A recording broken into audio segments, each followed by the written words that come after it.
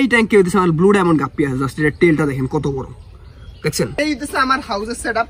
আমার এই পাশের পুরাটার মধ্যেই সবগুলা মাছ, আলহামদুলিল্লাহ ভালো একটা কালার আসছে। দেখেন এখানে ব্লু গ্যালাক্সি আছে। আসসালামু আলাইকুম, আমি সৌরভ, আপনাদের স্বাগত জানাচ্ছি আমার channel SN aquarist YouTube channel. Welcome to my blog.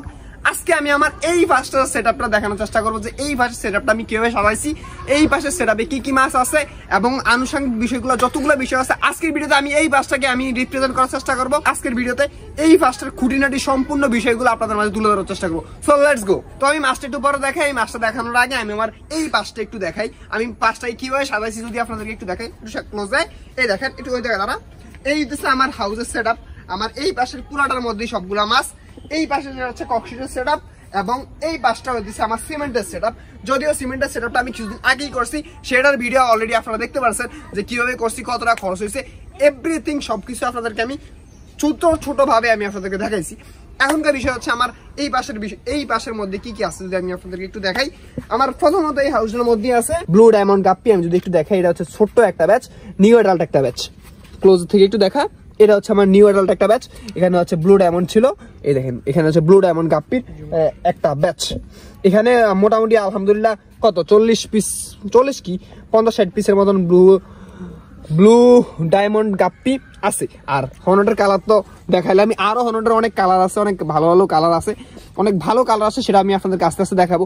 তারপরে ট্যাঙ্কে যদি যাই, এই ট্যাঙ্কে আমার আছে একটা রেড মস্কো আছে। এই দেখেন একটু ক্লোজ থেকে দেখা, এই যে আমার একটা রেড মস্কো আছে। এই যে যদিও রেড মস্কোটার নামটাকে ভুলে গেছি, কিন্তু কোয়ালিটি আলহামদুলিল্লাহ। যদি এক পিসি মাছ আছে, আরেক পিস ছিল কিছুদিন আগে, ওটা মারা গেছে।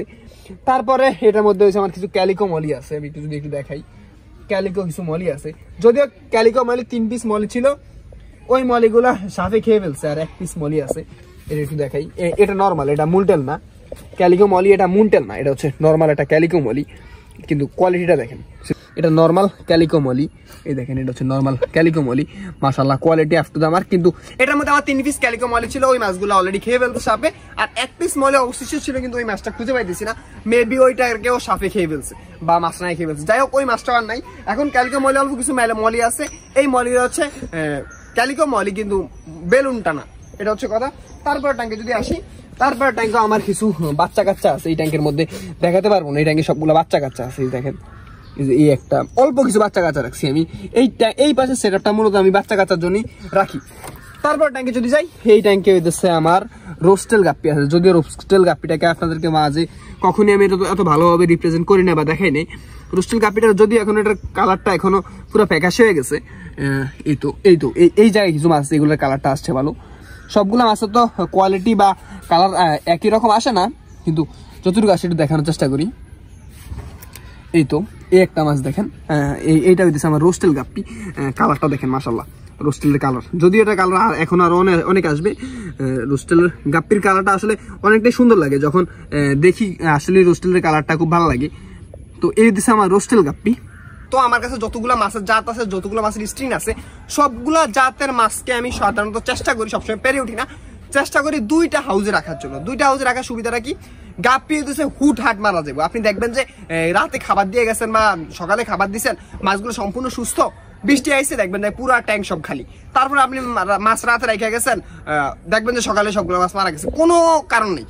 যদিও আলহামদুলিল্লাহ এরকম অ্যাক্সিডেন্ট আমার কাছে এখনো ঘটে নাই, কিন্তু অনেকের কাছে ঘটছে। তো এই বিধে আমি সতর্কতা অবলম্বন করে আমার প্রত্যেকটা মাছকে 2টা হাউসে রাখার চেষ্টা করি, যাতে একটা হাউস যদি মারা যাবে, একটা হাউস যদি কোনো ক্ষতি হয়, আরেকটা হাউস থেকে আমি রিকভার করতে পারি। আরেকটা গাপ্পির প্রধান সমস্যা হচ্ছে, গাপ্পির হচ্ছে প্যারাসাইট হয়। প্যারাসাইট হয়ে গেলে ওই ট্যাঙ্কটা পুরা ট্যাঙ্কের মাছ সব চলে যায়, মারা যায়। তো ওই সময় আর রক্ষা করে হয়ে ওঠে না।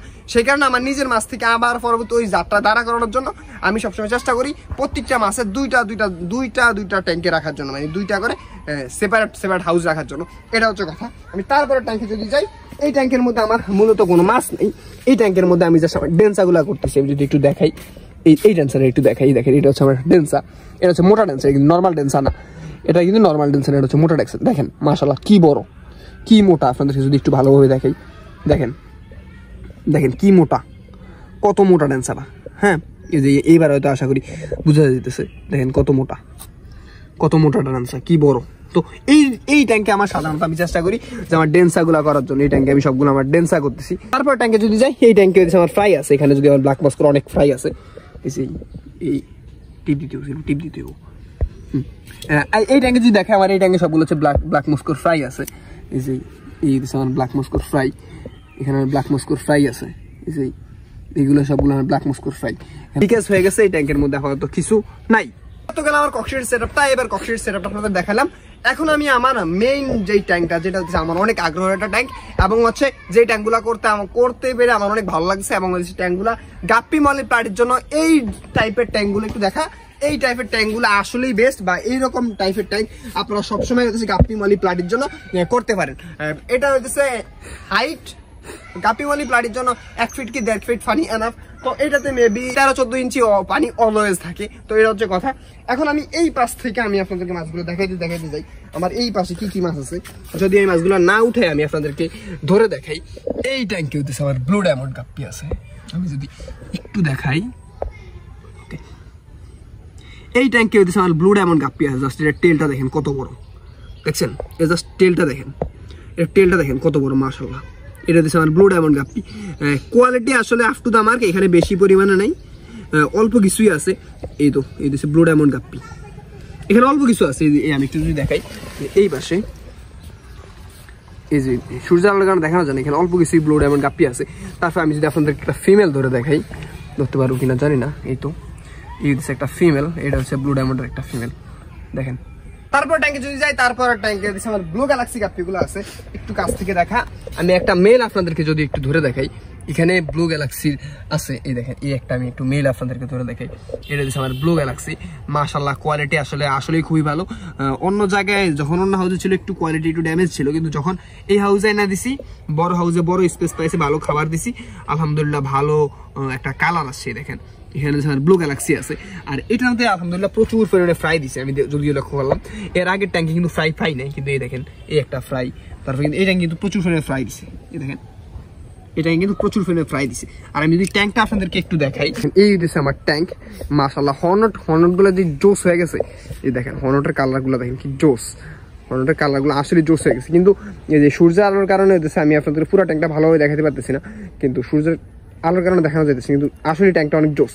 এই দেখেন এই হর্নেটের কালারটা দেখেন কি জোস, কি সুন্দর লাগতেছে, দেখেন মাশাআল্লাহ।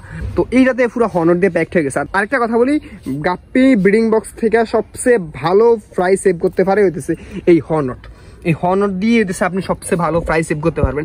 সাধারণত আমরা অন্যান্য যতগুলো প্লান্ট ব্যবহার করি সবচেয়ে ভালো হয় এই যে হর্নেট। এই হর্নেট ইউজ করলে খুব ভালো মানের ফ্রাই সেভ করা যায়। আপনি এখানে মিনিমাম অন্তত 80% ফ্রাই এই হর্নেট ব্যবহার করে আপনি সেভ করতে পারবেন। তারপর যদি আমি ট্যাঙ্কে যাই, তারপরে ট্যাঙ্কে ব্ল্যাক মস্কো গাপ্পিগুলো আছে। আর হর্নেটগুলো দেখেন কি চকচক করতেছে। যদিও ব্ল্যাক মস্কো আলহামদুলিল্লাহ প্রচুর পরিমাণে ফ্রাই দিছে, সবগুলো ব্ল্যাক মস্কো নিচে আছে। এটা সবগুলো ব্ল্যাক মস্কো নিচে আছে। আমি একটা মেল একটু ধরে দেখি আপনাদেরকে। যাচ্ছে না রে ভাই, এই দিচ্ছে আমার ব্ল্যাক মস্কো, দেখেন মাশাআল্লাহ। এইগুলো সবগুলো ইয়াং মেল দিছি আমি, কিন্তু ব্ল্যাক মস্কো আমি আগের যেসব ব্রুডগুলো ছিল বড় বড় মাথার পের, ওইগুলো সেল করে দিছি। আর এইটাতে আমার ইয়াং মেলগুলো দিছি। আমি আরেকটা মেল ধরে দেখাই, এই দিচ্ছে আমার ব্ল্যাক মস্কোগুলা। মাশাআল্লাহ, ব্ল্যাক মস্কো কিন্তু প্রচুর পরিমাণে ফ্রাই দিছে। আমি আপনাদের যদি দেখাতে পারতাম তাহলে ভালো হতো। ব্ল্যাক মস্কো প্রচুর পরিমাণে ফ্রাই দিছে। আর আমি আপনাদেরকে একটা দুটা ফিমেল ধরে দেখাই। ফিমেলগুলো মাশাআল্লাহ বিশাল সাইজ। এই যে দেখেন ফিমেলগুলো মাশাআল্লাহ বিশাল সাইজ হয়ে গেছে। একটু ধরে দেখাই, এই যে দেখেন এই দিচ্ছে আমার ফিমেল। আর মেলগুলো একটু ছোট দিছি যাতে করে মেলগুলো থেকে ভালো একটা প্রোডাকশন পাই। আর মেলগুলো খুব কোয়ালিটিফুল মেলগুলো আমি এই জায়গায় দিছি, কারণ এটা হচ্ছে আমার ব্রুড ট্যাঙ্ক। এখান থেকে যদি আমি ভালো মেল বা ভালো ব্রুড সিলেকশন করতে না পারি তাহলে আমি ভালো ফ্রাই পাবো না। দ্যাটস আমি ভালো মানের ব্রুড দেওয়ার চেষ্টা করছি। আমি আরেকটা কথা বলি, যারা আমার নিয়মিত ভিডিও ফলো করেন তারা জানেন আমার ব্ল্যাক মস্কো গুলা ওই ট্যাঙ্কে ছিল, যদি ওই ট্যাঙ্কটা একটু ছোট হয়ে গেছে এই আমার ব্ল্যাক মস্কোর তুলনায়। তো সেই কারণে আমি ব্ল্যাক মস্কো আইনা এই ট্যাঙ্কটা দিছি। আমার ওই পাশের ট্যাঙ্কটা একটু ছোট আর এই পাশের ট্যাঙ্কটা একটু বড়। দ্যাটস ওয়াই যাতে আমার ব্ল্যাক মস্কো গুলো একটু বেশি আছে, এই কারণে ব্ল্যাক মস্কো গুলো এটা দিয়ে দিছি। আর ব্ল্যাক মস্কো গুলো আলহামদুলিল্লাহ প্রচুর পরিমাণে ফ্রাই দিতেছে, যেটা বলার বাহিরে।